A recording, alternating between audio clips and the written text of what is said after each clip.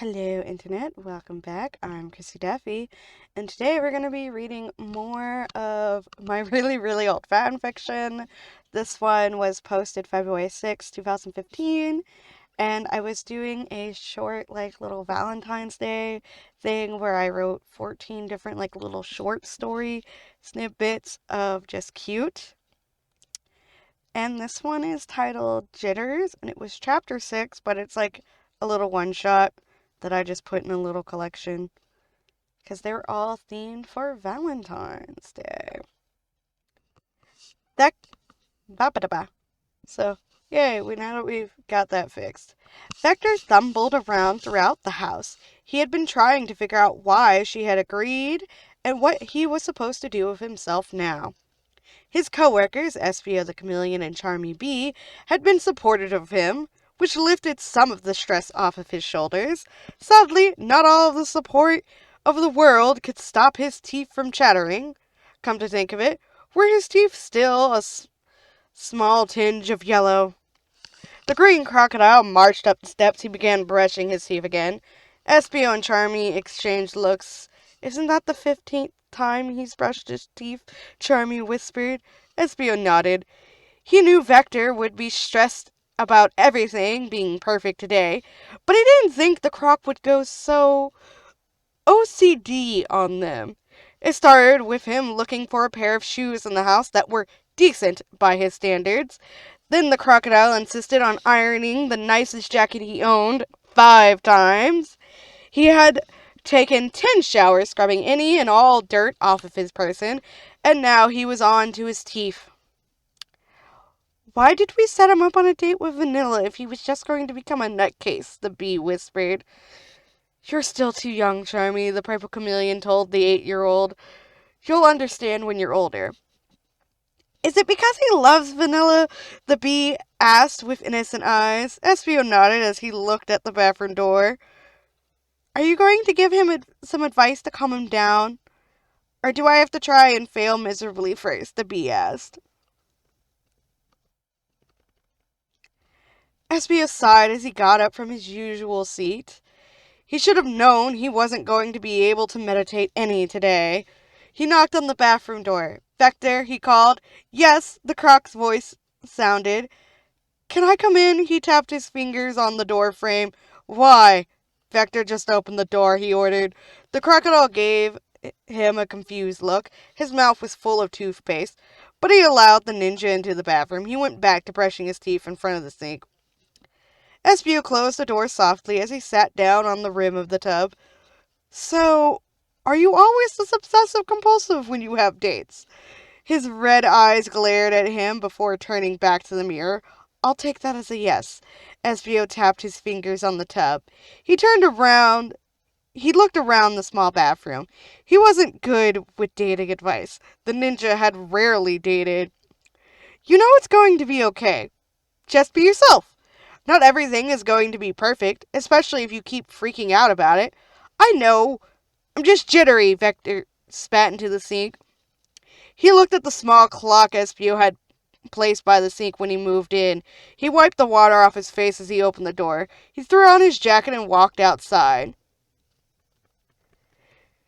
He turned to look at his co-workers. Espio was standing by his desk with his arms at his side. Charmy was sitting on the couch with a pillow in his lap. Thanks for the advice, Espio. It's nice to know you'll always try. He smiled. Behave and don't break anything. He closed the door and walked off. Espio sighed and turned to the bee. What are you doing? He arched an eyebrow as the bee sat on his legs and put his hand together. I'm praying, duh. Vector walked up to the small house. It was the homeliest house he had ever seen in his life. He slowed his walking, attempting to appear calm. He knocked on the wooden door. He strummed his fingers on his legs as he waited for someone to answer. He just hoped it wasn't her young daughter. How was he supposed to explain that he was taking her mother on a date? He was met with green eyes and a smile. The pink hedgehog gave him a quick look up and down and nodded. Hey, Vector, she greeted. How's the chaotics?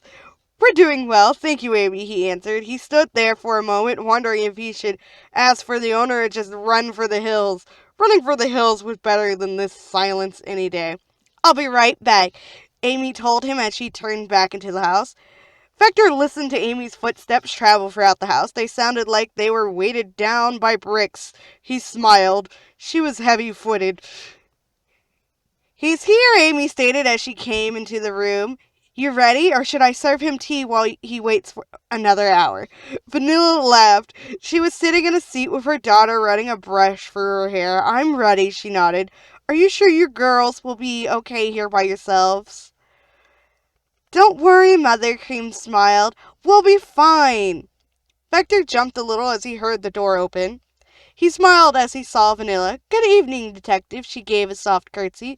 Good evening, Vanilla, he bowed. Shall we? She gestured for them to go. Don't we need to wait for Cream's babysitter? Vector asked. Amy will be watching Cream tonight.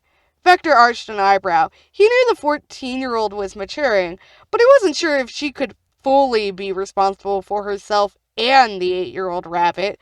Don't worry, I trust the girls to behave, Vanilla informed her as she linked their arms. Now shall we get going? Vector nodded as a smile spread across his face. Now, this one I actually really like. And I think it's the very first Vector Vanilla fanfiction I ever wrote. And to this day, probably the only one. Which, kinda sad, but it's what ifs. But I personally really, really like it. I hope you guys like it as well.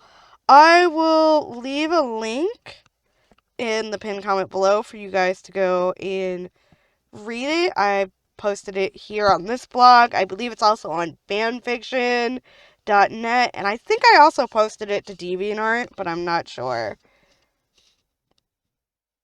I'm mainly just going for like the fanfictions I have on this blog to pick like ones that I want to read. So yeah, thank you all for being here, supporting. Once again, thank you very much to my YouTube channel members, my Patreon supporters, and my Ko-fi supporters. Diamond and Micah, you guys are absolutely awesome.